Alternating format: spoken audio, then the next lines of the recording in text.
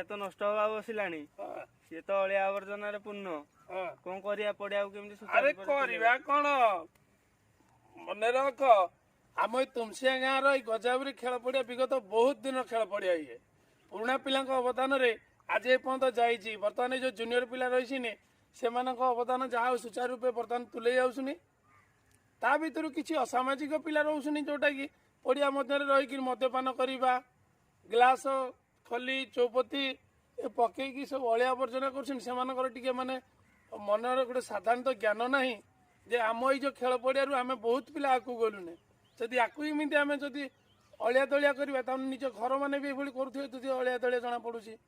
ଏଣୁକରି ସମସ୍ତଙ୍କୁ ଅନୁରୋଧ ଏ ପଡିଆ ଭିତରେ କେହି ମଦ୍ୟପାନ କରିବେନି କି ଗ୍ଲାସ ଚୌପତି ବୋତଲ କେହି ପକେଇବେନି। ସମସ୍ତଙ୍କୁ ଭାଇ ମୋର ବିନମ୍ର ଅନୁରୋଧ।